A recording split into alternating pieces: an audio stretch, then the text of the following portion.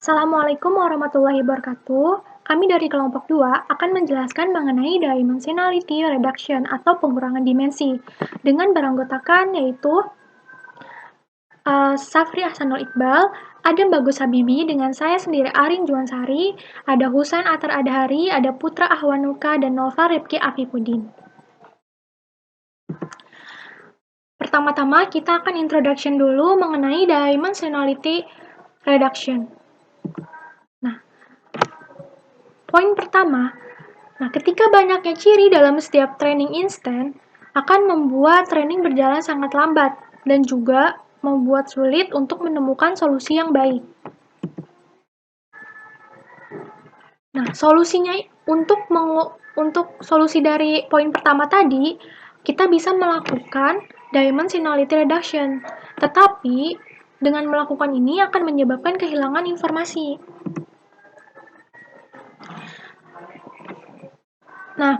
Jika training terlalu lambat, kita harus mencoba terlebih dahulu untuk melakukan training berdasarkan data original sebelum mempertimbangkan pengurangan dimensi tadi. Tetapi, pada kasus tertentu, mengurangi dimensi dari data training bisa menghasilkan filtering noise dan juga menghilangkan detail data yang tidak diperlukan, sehingga akan menghasilkan kinerja yang lebih tinggi. Secara alamiah ini, misalkan meskipun kita dapat mendeskripsikan data ke dalam 4 dimensi dan ternyata data tersebut dominan hanya dalam 2 dimensi, maka kita memerlukan sesuatu prosedur tersebut untuk mengubah 4 dimensi menjadi 2 dimensi tanpa kehilangan banyak informasi, sesuai dengan kekurangan dari dimensionality pada poin kedua tadi, bahwa dimensionality reduction itu dapat menyebabkan kehilangan informasi, tetapi kita bisa berusaha untuk tidak terlalu banyak kehilangan informasi tersebut. Dan yang kelima, yaitu jadi dimensionality reduction ini sangat dibutuhkan sekali untuk visualisasi data. Maksudnya itu apa sih dari poin 5 ini? Misalkan ada data dalam 4 dimensi, 5 dimensi, 6 dimensi. Dengan data dengan sebanyak dimensi tersebut tuh akan sulit untuk untuk memvisualisasikan. Bagaimana sih untuk mendeskripsikan itu? Karena terlalu banyak dimensinya. Kita bisa melakukan pengurangan dimensi. Bagaimana untuk melihat prinsipal komponen atau komponen utama yang dapat dimanfaatkan untuk melakukan visualisasi.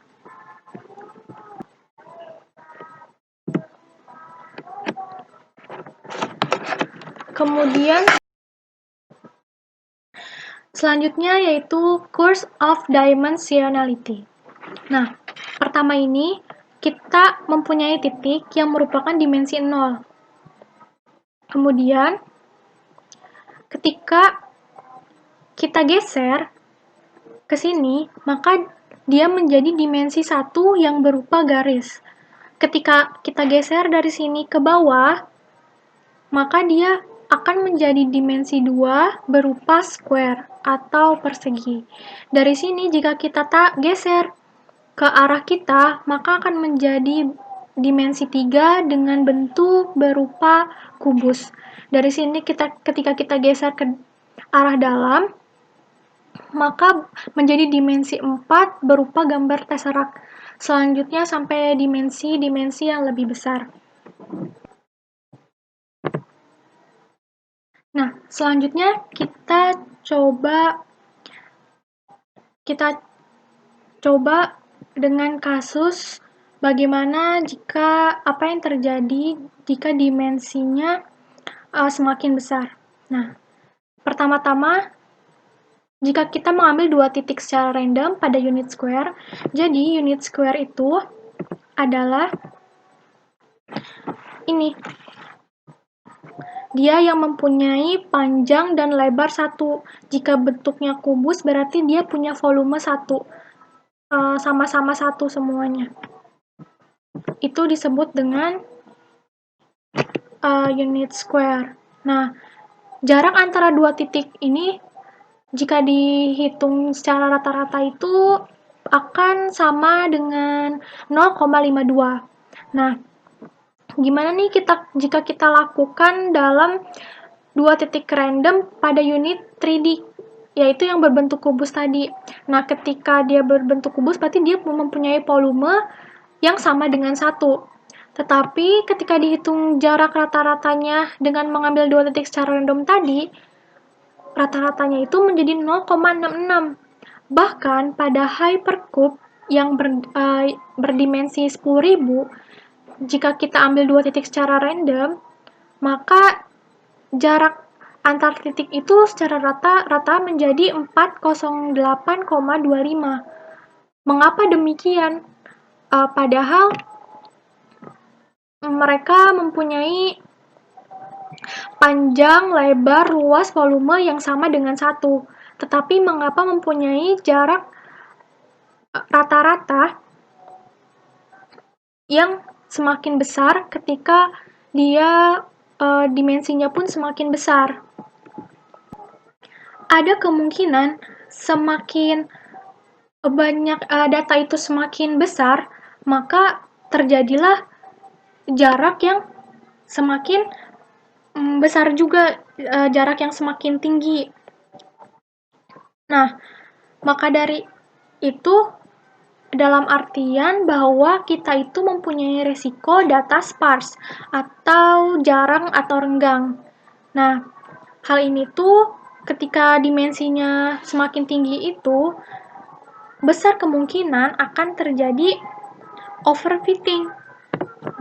Salah satu solusi dari the curse of dimensionality itu memang bisa dengan menambah ukuran training set untuk meraih kepadatan training instan yang cukup. Tetapi dengan menambah ukuran training set ini cukup sulit untuk dilakukan. Oleh karena itu, lebih baik kita melakukan dimensionality reduction ini. Jadi ini merupakan latar belakang dari dimensionality reduction.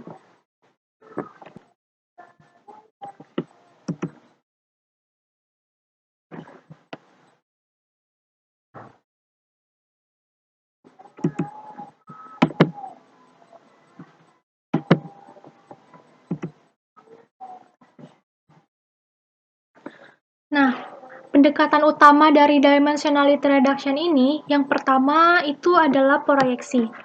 Misalkan di sini ada sebuah data X1, X2, dan X3. Di mana di sini ada data warna biru ini, dia merupakan data-data asli, dan di sini ada sebuah bidang dengan warna abu, di mana ketika kita proyeksikan semua data ini ke dalam sebuah bidang, dia akan berubah menjadi seperti ini. Jadi dari yang 3 dimensi ini, kita akan dapat diubah menjadi 2 dimensi dengan fitur Z1 dan juga Z2. Jadi dengan menarik Z1 ke arah sini dan menarik untuk Z2 hasil dari tarikan sebelah sini.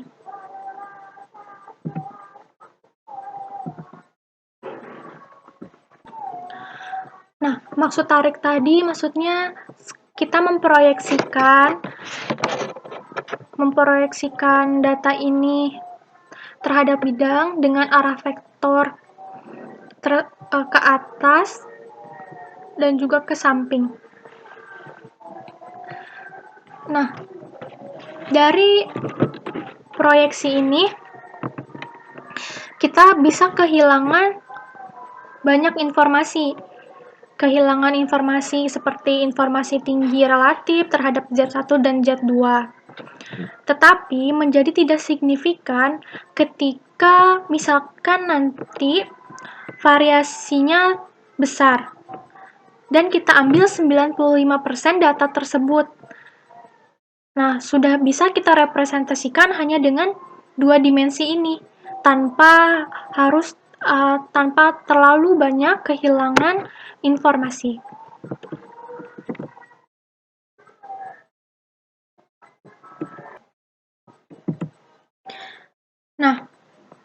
Tapi, proyeksi ini tidak selalu menjadi pendekatan terbaik untuk pengurangan dimensi.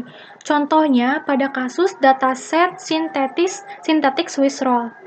Nah, ketika kita melakukan proyeksi pada data ini, langsung melakukan proyeksi pada bidang, misalkan dengan menghilangkan X3 ini, maka hasilnya akan menjadi seperti ini, di mana terdapat layer yang bertumpukan dan juga data-data tersebut terlihat sulit untuk dipisahkan. Nah, ketika kita melakukan sebuah unroll pada dataset synthetic Swiss roll ini, unroll ketika kita membuka bagian sini ke arah kiri, kita membuka bagian sini ke arah kanan, bagian sini ke arah kiri, di mana melakukan unroll, maka datanya akan menjadi seperti ini. Bisa kita lihat bahwa dari data di sini kita bisa melihat bahwa data bisa dipisahkan dengan mudah. Nah, ini adalah contoh di mana proyeksi tidak selalu menjadi pendekatan terbaik untuk pengurangan dimensi.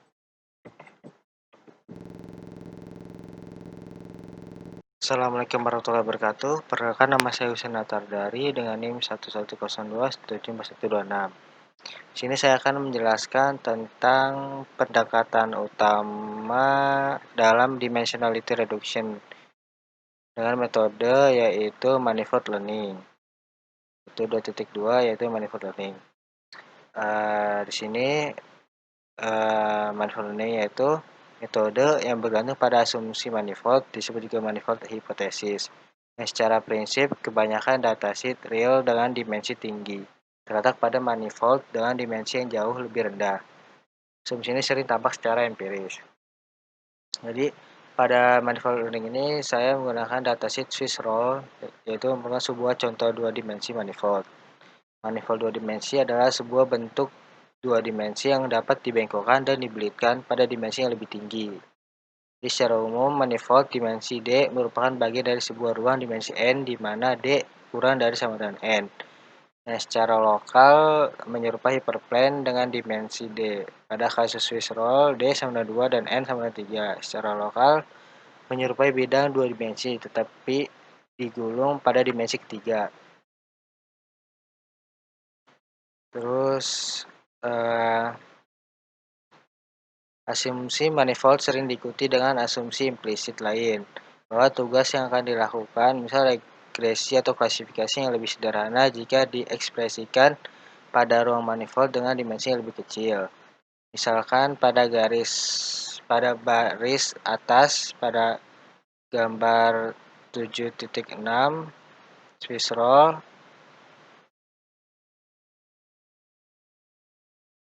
dibagi ke dalam dua kelas, yaitu pada 3 dimensi dan 2 dimensi.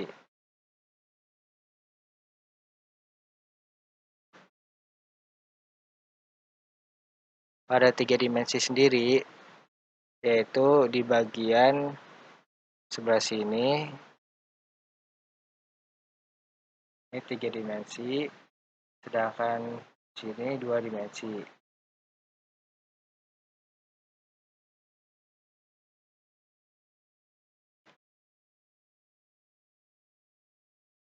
Nah,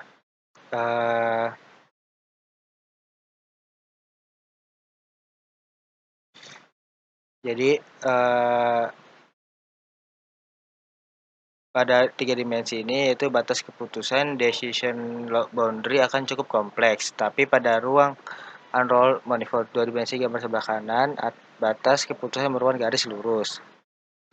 Demikian, asumsi implisit ini tidak selalu benar. Misalkan pada garis bawah di gambar 7.6 ini, batas keputusan berada pada X1 sama dengan 5. Batas keputusan tersebut sederhana pada ruang 3 dimensi yang ada berupa bidang vertikal, tetapi malah lebih kompleks pada unrolled manifold terdiri dari 4 garis yang independen secara singkat, mengurangi dimensi training set sebelum Men-training model akan mempercepat training, tetapi tidak selalu membawa pada solusi yang lebih sederhana. Semuanya akan tergantung pada dataset yang dipunyai.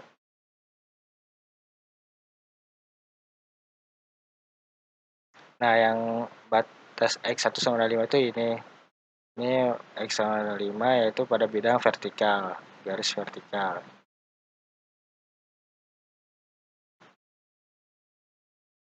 Jadi, batas keputusan decision boundary tidak selalu lebih sederhana pada dimensi yang lebih rendah. Selanjutnya di sini saya akan menjelaskan tentang prinsipal komponen analisis atau PCA, yaitu tentang mempertahankan variansi 3.1.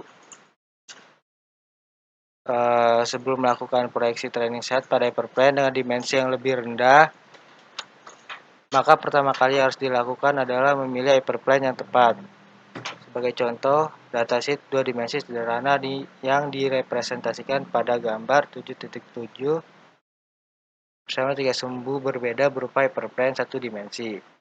Gambar sebelah kanan menunjukkan hasil proyeksi dataset terhadap 3 sumbu berbeda tadi. Jadi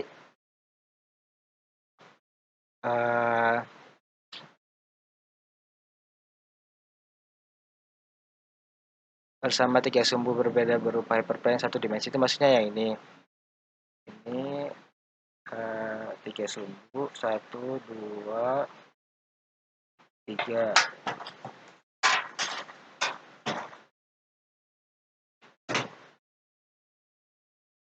Terus gambar sebelah kanan ini yaitu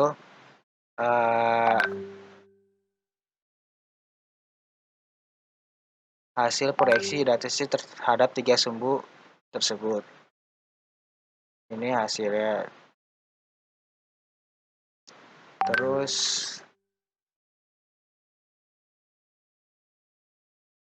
dapat kita lihat bahwa proyeksi pada garis tebal C1 ini C1 akan mempertahankan variansi maksimum data, sementara proyeksi pada titik-titik ini yaitu mempertahankan variansi yang sangat kecil dari data, dan proyeksi pada garis-garis putus variansi yang dihasilkan berada di antaranya. Berdasarkan gambar 7.7 sangat beralasan jika memilih sumbu proyeksi yang sangat mempertahankan sejumlah variansi maksimum, karena dengannya tidak akan terlalu banyak informasi yang hilang dibanding proyeksi terhadap sumbu lain. Caranya untuk menjustifikasinya adalah sebuah pilihan sumbu proyeksi terbaik tadi akan meminimalkan jarak kuadrat rata-rata mean square distance antara dataset original pada dataset hasil proyeksi pada sumbu tersebut. Inilah ide sederhana yang mendasari prinsip PCA. Sekian dari saya. Apabila ada salah satu kekurangan, mohon maaf. Terima kasih. Assalamualaikum warahmatullahi wabarakatuh.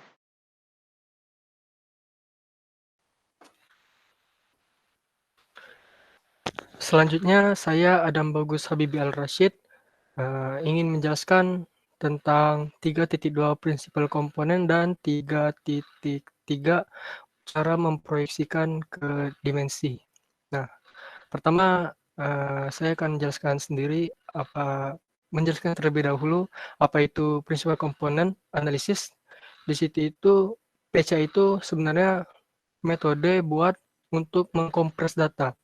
Misalkan datanya itu ada beberapa fitur yang misal terdiri dari 3 jenis, itu dikompres menjadi satu fitur yang dimana satu fitur itu memuat data yang 3 jenis itu tadi. Jadi semakin sedikit informasi yang ada itu semakin dikompres. Selanjutnya, pada 3.2 ini membahas tentang mengidentifikasi sumbu yang menangkap capture variansi terbesar pada training set. Nah, ini contohnya pada gambar 7.7 garis tebal C1. Nah, di sini. Nah, garis tebal C1 ini itu disebut dengan prinsipal komponen yang pertama. Terus yang di sini ada C2 itu prinsipal komponen yang kedua. Ini adalah data yang dimana ini semua data yang ada diambil dari sini. data yang di sini itu data yang sudah dikompres dari data-data yang sebelah kiri ini. Jadi untuk setiap prinsipal komponen itu, PCA menemukan unit vektor yang berpusat pada 0 yang menuju ke arah PC. Karena dua unit vektor, arah C1 dan arah berlawanan min C1 terletak pada sumbu yang sama, sehingga arah unit vektor yang ditemukan oleh PCA tidak stabil. Jika kita merubah sedikit training set sedikit dan mengeksekusi algoritma PCA lagi, unit-unit vektor bisa jadi mengarah pada arah yang berlawanan dengan unit vektor sebelumnya.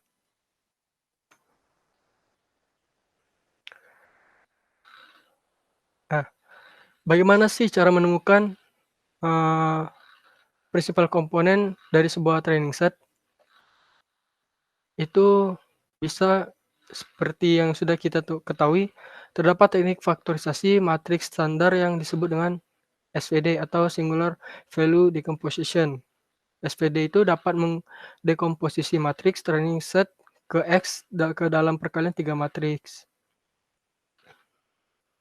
Nah, ini contoh codingan buat menggunakan SVD untuk mengekstrak dua unit vektor pertama.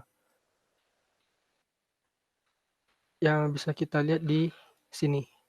Ini buat mengekstrak file yang pertama itu dengan cara SVD.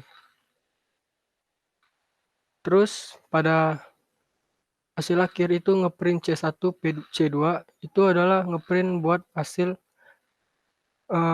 prinsipal komponen yang sudah ada. Di mana C1 C2 ini nilai prinsipal komponen. Ini prinsipal komponen C1, ini prinsipal komponen yang kedua. Oke, lanjut. Nah, di situ ada definisi bahwa kalau perintah x center sama dengan x min x dot mini dalam kurung akses sama dengan 0 itu digunakan karena PCA mengasumsikan dataset terpusat pada titik origin, misal 0,0 pada 2 dimensi. Lanjut, selanjutnya ke 3.3 memproyeksikan ke dimensi. Nah, setelah kita mengidentifikasi prinsipal komponen yang ada tadi, selanjutnya kita bisa melakukan pengurangan dimensi dari dataset menjadi dimensi dengan memproyeksikannya ke dalam hyperplane yang terdefinisi oleh sejumlah dimensi pertama dari prinsipal komponen. Ini adalah kode Python yang bisa memproyeksikan kode training set ke dalam sebuah bidang yang didefinisikan oleh dua prinsipal komponen. Kurang lebih seperti ini. Nah, selanjutnya saya akan menjelaskan lebih dalam tentang 3.2 dan 3.2 dan 3.3 ini dengan cara yang lain. Dengan cara lain itu pertama saya membuat seperti 7 dimensi harga beras. Di sini ada ilustrasi 7 dimensi harga beras yang beberapa ini tuh jenis-jenis yang ada. Jadi jenis berat, ukuran karung, ukuran butir beras, warna beras, aroma beras, dan lain-lain. Nah, di mana ke 7 jenis ini bisa kita jadikan ke 3 fitur. Jadi berat ukuran karung sama ukuran butir beras itu masuk ke fitur ukuran. Terus warna beras, aroma beras itu masuk ke fitur jenis. Sehingga data yang sebanyak ini bisa diekstrak ke hanya 3 data seperti ini. Selanjutnya, ini ilustrasi dari data dari beras yang tadi. Kita ambil contoh dari fitur ukuran, di mana berat beras dan ukuran karung itu kita ambil data sampelnya seperti ini. Nah, di mana garis yang seperti ini itu adalah cara metode SVD namanya, yang sudah dijelaskan tadi, di mana ketika kita sudah memakai ilustrasi reduction ini, kita akan mendapat hasilnya yang seperti ini, di mana hasil-hasil data-data yang di sini ada beberapa yang hilang, tetapi kita apa tuh namanya, sedikit mungkin kita mengambil data itu banyak sehingga data-data yang hilang tadi itu sedikit saja yang hilangnya. Terus lanjut ke demo principal component. Nah, di sini tuh letak dari materi 3.3 memproyeksikan ke dimensi, di mana ini tuh proses untuk mencari nilai-nilai yang baik dalam principal komponen ini, di mana kita mencari data-data yang hilangnya sedikit mungkin, sehingga ekstrak untuk file informasinya jadi banyak. Jadi garis principal komponen yang memiliki kehilangan data paling sedikit itu terletak pada di 11, aduh kelewatan.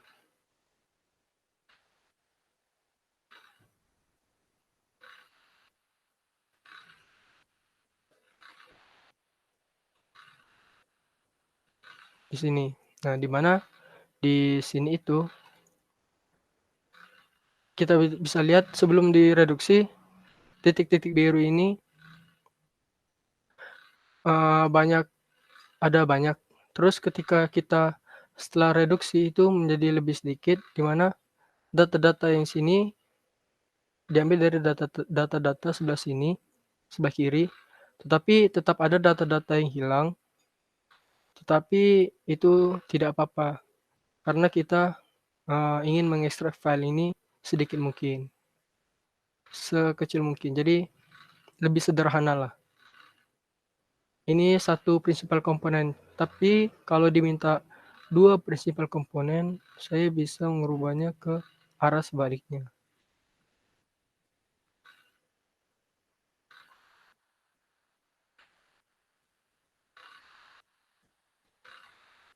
Nah, ini arah sebaliknya, di mana ini principal komponen yang kedua. Nah, dari 2 principal komponen yang ini dan yang sebelumnya, itu saya bisa rekonstruksi semua file yang hilang tadi. Mungkin kurang lebih seperti itu penjelasan saya. Maaf kalau kurang jelas atau salah kata. Terima kasih. Assalamualaikum warahmatullahi wabarakatuh. Di sini saya Putra Husnain akan melanjutkan penjelasan tentang pengurangan dimensi yang sebelumnya sudah dijelaskan oleh teman saya. Yang pertama itu kita menggunakan scikit-learn, di mana kelas scikit-learn menggunakan dekomposisi SVD dalam mengimplementasikan PCA seperti yang kita lihat sebelumnya. Kode di bawah mengimplementasikan PCA untuk mengurangi dimensi dataset menjadi 2 dimensi, dengan catatan bahwa scikit-learn secara otomatis mengimplementasikan pemusatan pada data.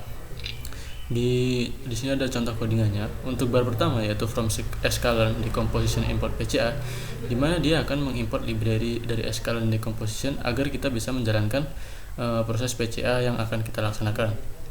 Setelah itu ada PCA sama dengan PCA n komponen sama dengan 2. Di sini berguna karena kita akan mengurangi dimensi dataset menjadi 2 dimensi, sehingga kita menggunakan n komponen sama dengan 2. Kemudian variabel x2d sama dengan PCA.fitTransformX, di mana dia akan mentransformasikan hasil perhitungan atau mengaplikasikan hasil perhitungan dari algoritma PCA ke dalam variabel x2d. Setelah itu kita akan melihat variabel x2d dalam 5D atau dalam 5A. Kemudian akan muncul outputnya yaitu array 5 baris. Yang pertama 1,2 dan yang terakhir itu minus 0,25. Kemudian kita menggunakan metode SVD, x2d using SVD, dengan outputnya masih sama, tapi dengan yang awalnya sumunya itu minus menjadi positif dan yang positif menjadi negatif. Setelah fitting transform pada dataset, PCA akan memberikan akses pada PC atau principal component. Setelah diberikan akses oleh PCA, kita akan melihat hasil dari fitting transform tadi, yaitu dengan PCA.components. Kemudian akan muncul array 2 dimensi, yaitu minus 0 sampai dengan minus 0,93 sampai dengan minus 0,26. Setelah itu bandingkan dengan 2 PC yang dihitung menggunakan metode SVD berikut, PT.22. Nah, masih sama hasilnya, namun dapat kita perhatikan bahwa sumbunya terbalik, yang positif jadi negatif dan sebaliknya, seperti yang di atas tadi. Kita lihat yang tadinya minus 0 menjadi 0, dan yang tadinya positif 0 menjadi minus 0. Selanjutnya ada explained variance ratio. Nah, informasi lain bermanfaat adalah rasio variansi dari setiap principal komponen atau explained variance ratio yang dapat diakses melalui variabel explained variance ratio. Rasio ini menunjukkan proporsi variansi dataset yang terletak sepanjang tiap principal komponen. Misalkan kita akan melihat rasio variasi dari 2 PC berdasarkan dataset 3D pada gambar sebelumnya. Dengan variabel tadi PCA.explained variance ratio, kita akan menghasilkan output array 0,84 dan 0,14. Output di atas menyatakan bahwa 0,84 atau 84,2% dari variansi dataset terletak sepanjang PC pertama dan 14,6% terletak sepanjang PC kedua, dan sisanya dari 100% yaitu 1,2% berada PC ketiga. Oleh sebab itu, cukup beralasan jika mengasumsikan PC ketiga hanya memberikan sedikit informasi dan PC pertama yang memberikan banyak informasi, karena outputnya menyatakan bahwa 84,2%. Selanjutnya yaitu memilih jumlah dimensi yang tepat. Daripada kita memilih jumlah dimensi secara random atau sembarang, akan lebih baik atau akan lebih sederhana jika kita memilih jumlah dimensi berdasarkan posisi hasil penjumlahan yang cukup besar. Misalkan 95%. Ini digunakan kecuali untuk keperluan visualisasi data. Biasanya kita ingin mengurangi dimensi menjadi sekitar 2 atau 3. Di mana kode di bawah kita akan menunjukkan PCA tanpa mengurangi jumlah dimensi dan menghitung jumlah dimensi yang kita butuhkan untuk mempertahankan variansi sebesar 95%. Karena tadi misalkan 95% dari variansi training set. Yang pertama ada PCA sama dengan PCA itu untuk memanggil fungsi, dan PCA.fitX itu digunakan untuk mengaplikasikan hasil perhitungan algoritma PCA tadi. Kemudian akan muncul sintaksnya. Nah, setelah itu ChamSum sama dengan NP ChamSum PCA explained variance ratio. ChamSum di sini digunakan untuk menghitung jumlah kumulatif dari elemen array PCA explained variance ratio.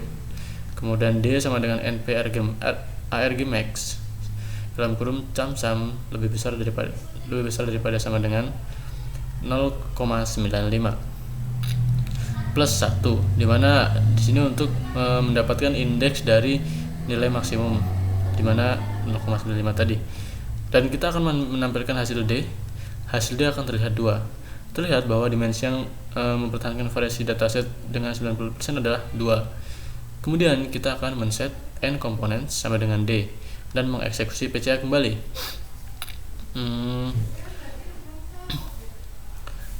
Di mana ini sesuai dengan algoritma NP-argmax tadi.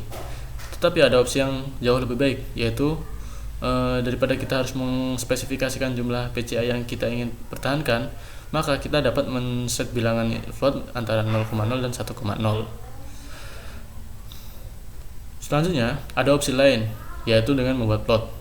Memplot explained variance sebagai fungsi dari jumlah dimensi atau plot ChamSum, seperti gambar ditunjukkan pada gambar 7.8 atau gambar di bawah. Dengan cara tersebut terdapat lengkungan atau elbow pada kurva, di mana explained variance stop berhenti naik dengan cepat. Dan pada kasus ini bisa kita lihat bahwa pengurangan dimensi sampai dengan 100 dimensi tidak akan kelihatan terlalu banyak variansi dataset. Nah, dimana dari 0 sampai dengan dimana sumbu X-nya itu dimension dan sumbunya itu explain variance. Kemudian untuk mencapai dari 0 sampai 100 itu dia tidak membutuhkan variasi dataset yang terlalu banyak. Misalkan seperti tadi untuk ke 0,995, maka dia akan membutuhkan dimensi sekitar 152, dan dia dimana di sini akan membentuk kurva lengkungan atau elbow. Sekian dari saya, terima kasih. Oke, selanjutnya kita ke kompresi dengan PCA. Nah, pada kompresi dengan PCA ini akan dilakukan pengurangan dimensi. Seperti ketika kita ingin mengimplementasikan PCA pada dataset MNIST dengan mempertahankan 95% variasi dataset kita, maka akan ditemukan sejumlah instan hanya akan mempunyai jumlah feature sebanyak 150 dibandingkan jumlah feature original sebanyak 784. Sehingga dataset hasil pengurangan dimensi lebih kecil 20% dari ukuran dataset original. Maka dari itu antara 150 atau 154 plus minus. Nah, selanjutnya selain kompresi, bisa juga dilakukan dekompresi, yaitu membalikkan dari hasil kompresi ke dataset yang original. Namun ketika kita melakukan dekompresi dengan transformasi balik, kita tidak akan 100% bisa mengembalikan seperti dataset yang original dimensinya, karena akan berkurang variasinya sekitar 5% dari dataset original. Meskipun tidak sampai sempurna, namun itu cukup sempurna untuk sebuah dataset, walaupun tidak mendekati sesempurna dataset original yang pertama. Dan berikutnya ada contoh kodenya ketika kita ingin mengimplementasikan kompresi dengan PCA ini. Yang pertama, 2 bar kode di bawah ini adalah untuk mengimpor dataset kita, bar awal ini, mengimpor dataset MNIST kita, tulisan dengan jari tangan. Yang kedua adalah bar yang kedua ini membagi dataset kita antara training dan tes. Lalu ada code untuk mempertahankan 95% variansi data seperti yang kita mau. Dan selanjutnya bisa dilihat di sini ada 154 sesuai plus minus prediksi di awal, sesuai teori di awal. Dan selanjutnya ada kode yang menghasilkan komparasi perbandingan antara dataset original dengan dataset yang sudah dikompres menggunakan PCA. Di sini dengan jelas terlihat bahwa dataset yang telah dikompres dengan PCA mengalami penurunan kualitas dari segi gambarnya. Namun untuk kejelasan gambar masih bisa dibaca, walaupun gambar dimensinya berkurang, kualitasnya semakin buruk, tapi tidak terlalu buruk karena masih bisa dibaca dan masih bisa digunakan sebagai dataset. Nah, lalu selanjutnya kita ke incremental PCA. Di sini incremental PCA adalah semula kasusnya karena ketika kita mengimplementasikan PCA dalam algoritma kita, maka membutuhkan keseluruhan training set masuk ke dalam memori untuk menjalankan algoritma. Nah, ini akan sangat bermasalah ketika training set yang kita miliki sangat besar dan implementasi tersebut dalam keadaan online. Maka dari itu, kami akan menjelaskan untuk memisahkan dataset MNIST ke dalam 100 mini batch. Karena per mini batch-nya ini satu persatu dapat dijadikan input pada algoritma IPCA ini. Nah, di sini menggunakan fungsi array split dari NumPy dan dimasukkan ke dalam kelas incremental PCA dari scikit-learn untuk mengurangi dimensi dataset MNIST menjadi 154 dimensi. Nah, kita juga harus memanggil metode partial fit untuk tiap mini batch sebagai pengganti metode fit yang menggunakan keseluruhan dataset sekaligus. Nah, di sini ada contoh kodenya yang kita buat sesuai teori. Bisa dilihat hasilnya. Nah, ya. Nah, jika kita bandingkan hasil transformasi MNIST menggunakan PCA reguler dan incremental PCA, maka hasil untuk means akan sama. Tetapi hasil tidak betul-betul identik. Incremental PCA memberikan solusi aproksimasi yang sangat bagus. tetapi tidak sempurna atau seperti kondisi awal. Oke, selanjutnya materi selanjutnya akan dijelaskan oleh teman saya. Terima kasih. Oke, untuk selanjutnya penjelasan terakhir itu tentang lokali linear encoding atau yang bisa disebut dengan LLE. Jadi untuk lokali linear encoding ini merupakan teknik pengurangan dimensi non-linear yang menggunakan metode input learning yang tidak bergantung pada prediksi seperti PCA.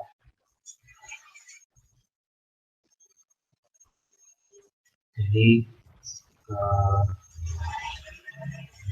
ini berfungsi untuk mengukur bagaimana masing-masing training sistem yang berhubungan secara linear satu sama lain dengan tetangga-tetangga terdekatnya.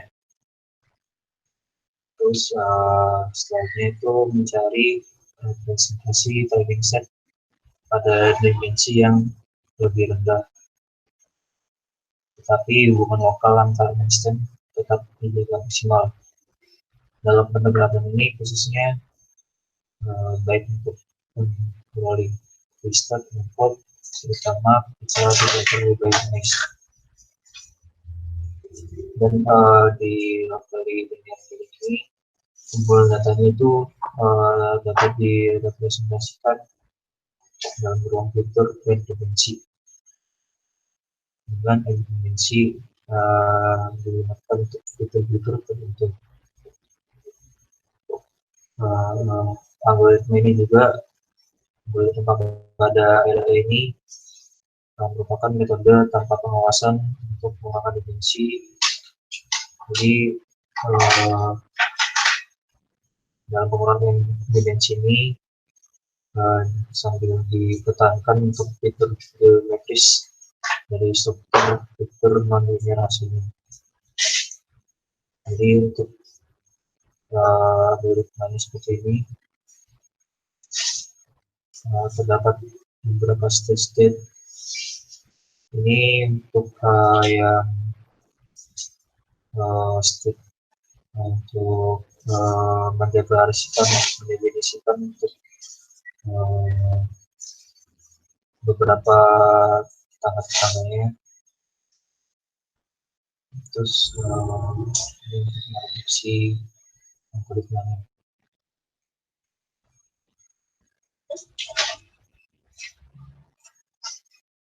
Kemudian di gambarnya itu berupa menggunakan horizontal dan vertikalnya disebut X sendiri dengan ketentuannya itu dari 0,065 0,055 minus 0,1 0,12 untuk batasannya. Dan ini juga hasilnya ketika algoritma sudah dijalankan bisa dilihat sesuai dengan batasannya dari simbol X maupun simbol ini.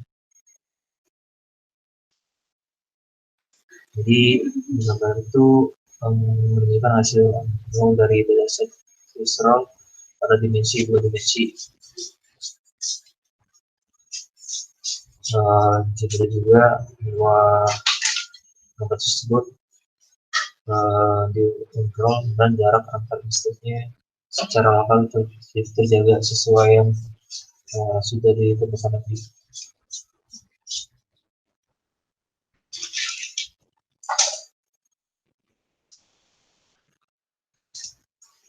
Ya, cara kerja LLE ini seperti yang saya sudah jelaskan tadi di awal beberapa pertama algoritmanya didefinisikan dulu, diidentifikasi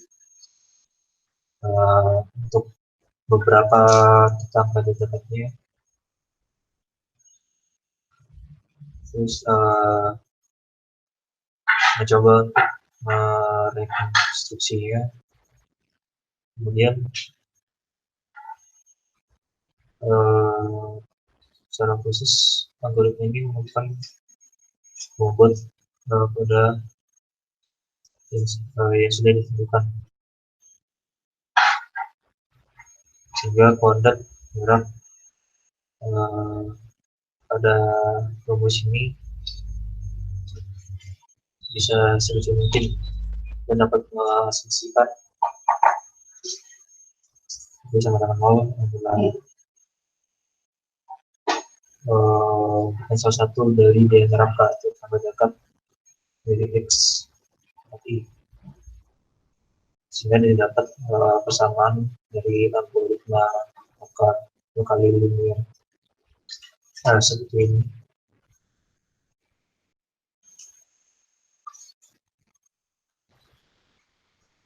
Jadi setelah langkah ini tercapai,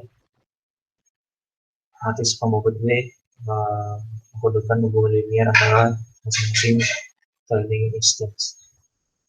Dan langkah kedua adalah memetakan training instance ke dalam ruang D dimensi, di mana D kurang dari N. Pada saat yang bersamaan tetap menjaga hubungan lokal semaksimal mungkin. Jika Z pangkat I adalah image dari Z pangkat I, X pangkat I, pada ruang D dimensi, maka jarak kuadrat antara Z pangkat I dan persamaan yang sudah dibahas tadi dapat sekecil mungkin. Kemudian ini persamaan untuk langkah kedua algoritma LP. Berkebalikan dengan langkah yang pertama, di mana tetap menjaga instansinya dan mencoba melakukan pembobot optimal. Pada langkah kedua ini menjaga pembobot tetap dan mencari posisi optimal dari instance pada dimensi yang lebih kecil. Sebagai catatan, Z adalah matriks yang berisi semua Z pangkat I.